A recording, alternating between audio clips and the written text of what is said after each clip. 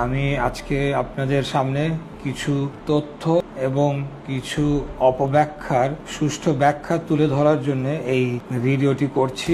আজকে 19শে মে 2025 ঢাকা মেইল নামে একটি পত্রিকায় এইভাবে একটি নিউজ এসেছে, ইশরাকের শপথে 10 বাধার কথা তুলে ধরলেন উপদেষ্টা আসিফ। আমি একটু দেখাই তো, এখানে সম্পূর্ণ ভুল ব্যাখ্যা দিয়ে 10টি পয়েন্ট সো কল্ড হাজির করা হয়েছে, যেগুলোর আসলে সম্পূর্ণ আইনি বিচার বিশ্লেষণ না করে নির্বাচনী ট্রাইব্যুনাল অবশ্যই রায় দেয় নাই এবং নির্বাচন কমিশন গ্যাজেট প্রকাশ করে নাই। এই বিষয়ে আমি একটু বিস্তারিততে আসবো যখন আমরা পয়েন্ট বাই পয়েন্ট এগুলোকে বিশ্লেষণ করব।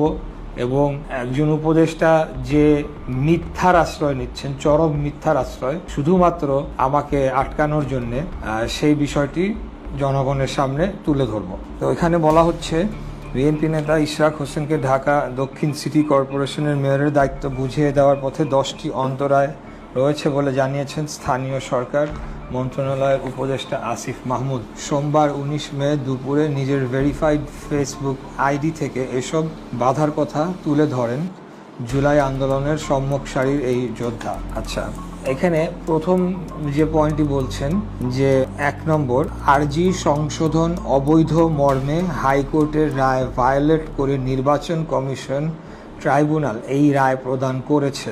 অর্থাৎ এখানে বলা হচ্ছে যে আমরা যখন মামলাটি করি, আমরা যে প্রেয়ারটি দেই, অভিযোগটি দেই, পরবর্তীতে সেই প্রেয়ারে, সেই আর্জিতে কিছু সংশোধনী আনা হয়। এবং যে কোনো সিভিল মামলায় এটা যে কোনো আইনজীবীরা বলতে পারবেন যে যেদিন রায় হয় সেদিন সকালবেলাও নাকি আর্জিতে সংশোধনী আনা যায়। তো এই ব্যাপারে আমাদের যে আইনগত ব্যাখ্যা, আরজি সংশোধন কোড অফ সিভিল প্রসিজিওর আইনের অর্ডার 6/17 অনুযায়ী আরজি সংশোধন করা যায়। এক্ষেত্রে হাইকোর্টের কোনো আইনকে ভায়োলেট করা হয়নি। অথচ স্থানীয় সরকার উপদেষ্টা আইন না জেনে শুধুমাত্র সাধারণ জনগণকে ভুল বোঝানোর জন্য এই কথা বলেছে। তারা যে কথাটি বলার চেষ্টা করছে, অন্য একটা সম্পূর্ণ ভিন্ন ধরনের মামলায়, এই ধরনের কোনো মামলাই নয়, কোনো একটি উপনির্বাচনের মামলায় কোথাও কোনো একটি অর্ডারে হাইকোর্টে একটা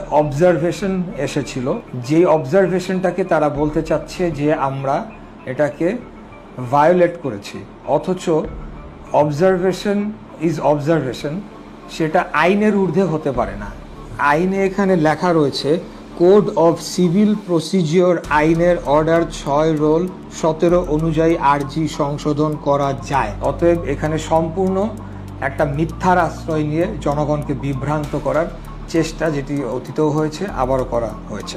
2 নম্বরে আসি আমরা। 2 নম্বরে বলছে, নির্বাচন কমিশন শুনানিতে অংশগ্রহণ না করায় একপাক্ষিক রায় হয়েছে এবং পরবর্তীতে কমিশন আপিলও করেনি। এই বিষয়ে আমরা যেটা বলবো যে উক্ত মামলাটি একতরফা রায় হয়নি। মামলার বিপক্ষে পলাতক মেয়র ফজলে নূর তাপস প্রতিদ্বন্দ্বিতা করেন, মামলার জবাব দাখিল করেন এবং দীর্ঘদিন হাইকোর্টে স্টে করে রাখেন, যাহা মোটেও একতরফা রায় নয়। নির্বাচন কমিশন যথাযথ আইন মেনেই এবং আইনি কোনো অসামঞ্জস্যতা না পাওয়ায় আইন অনুযায়ী গ্যাজেট প্রকাশ করে। এক্ষেত্রে আইনের কোনো ব্যত্যয় ঘটেনি। এখানেও সম্পূর্ণ যে কথাটি বলা হয়েছে একেবারেই পুরোপুরি মিথ্যা, এবং শুধু মিথ্যা না, আমি বলবো যে একটা গর্হিত অপরাধ, যে এরকম একটি রায়কে প্রভাবিত করার জন্য যখন এরকম একটি অবস্থা চলছে, এই ধরনের অপব্যাখ্যা, মিথ্যা ব্যাখ্যা দিয়ে জনগণকে বিভ্রান্ত করার চেষ্টা করা হচ্ছে। 3 নম্বর, আইন মন্ত্রণালয়ের মতামত চাওয়া হলেও মতামত দেওয়ার আগেই এবং একই সাথে 2 জন নাগরিকের পাঠানো লিগ্যাল নোটিশ উপেক্ষা করে রাত 10টায় গ্যাজেট প্রকাশ করেছে নির্বাচন কমিশন।